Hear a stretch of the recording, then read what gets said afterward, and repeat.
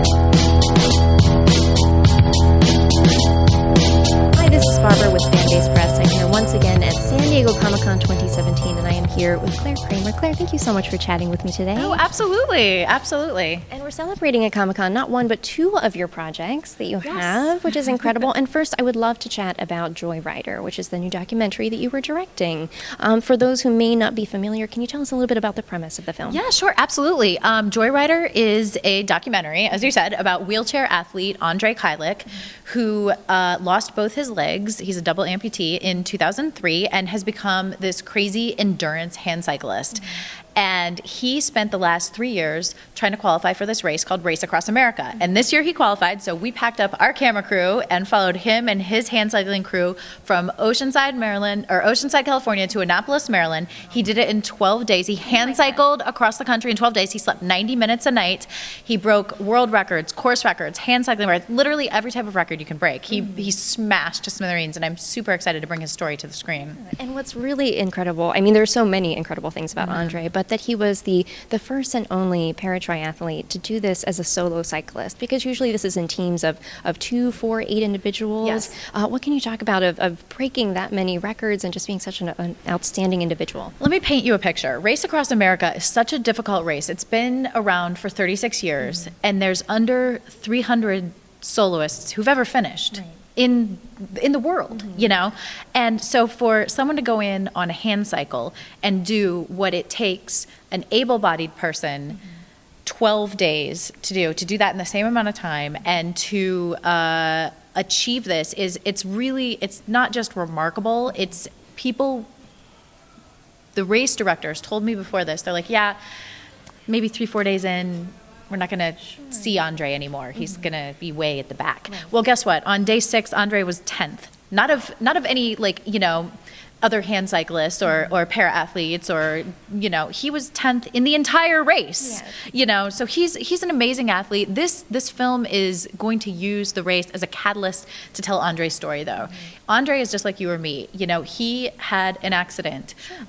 Part of it self-inflicted, and he lost his legs, and he has had to make decisions in his life how to overcome that and how to still lead a fulfilling and a happy life. And, you know, he's just an example of someone who has overcome the worst circumstances you could possibly, you know, imagine almost, you know, and turned his life into something very meaningful. And a lot of times people may look at him and say, oh, he's such an inspiration. He is, but he's also a real human being. He has flaws. He has insecurities.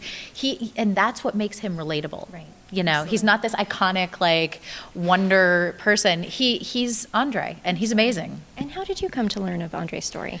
His sister, ironically enough, Bianca Kylik, and I were in Bring It On together. Oh, okay. Yes, and so I knew Andre before his accident, after his accident, and Bianca was in my office several months ago, and she was telling me, oh yeah, Andre's been trying to qualify, and he's qualified now.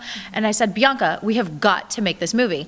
And so we brought in Greg Grunberg, who, of course, you know, from Star Wars and Heroes, and Jonathan Woodward, another Buffy alumni, and we just said, let's do this. So we got it all together, and we wrapped about 3 weeks ago.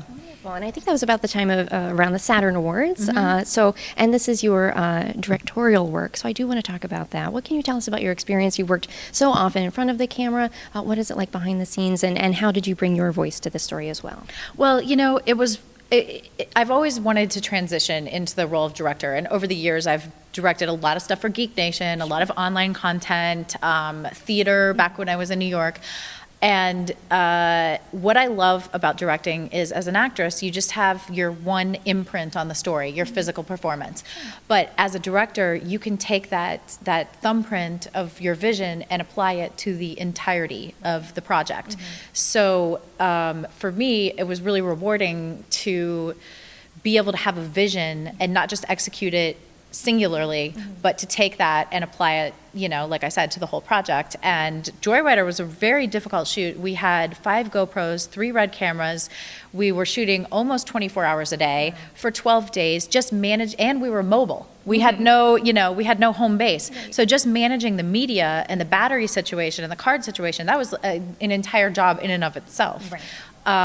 So there were many components that made it a challenging shoot, but I had the absolute best, 14 days of my life. It was amazing. That's wonderful. Wonderful. Yeah. And we do want to talk about briefly Buffy, Of course, as well. You were Glory in the 5th season. You were the big bad of the season. Yes. And celebrating the 20th anniversary here at Comic-Con, looking back, what was your biggest takeaway? There are so many for all of us that are fans, but for you as an actress and a creator, what was your biggest takeaway from the experience? Well, I mean, first of all, playing the role of Glory was, I always like to say, I won the lottery. I mean, when do you hope as an actress to have 1 or 2 of those roles in your career. And it just so happened I started my career with, what has become my flagship role.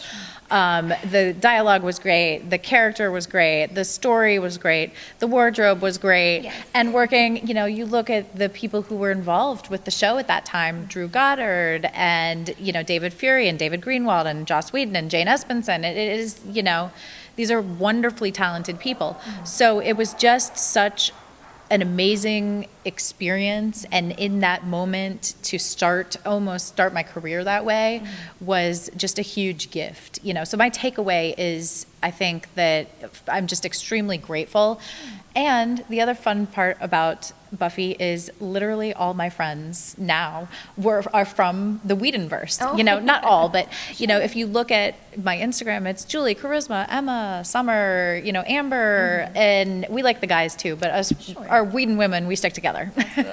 Well, as we wrap up, is there anywhere that our viewers can go to learn more about JOYRIDER as it finishes post-production? Sure, yes, joyriderdoc.com, and then you can also follow me on Twitter at Clare Kramer and Instagram, Clare Kramer Official, and I'm always talking about what I'm doing with the project there as well. Excellent. Well, Yeah. Claire, thank you so much for your time. We really appreciate it. Yeah, thank you. Yeah. And for those of you who want to see more interviews like this, be sure to check out fanbasepress.com.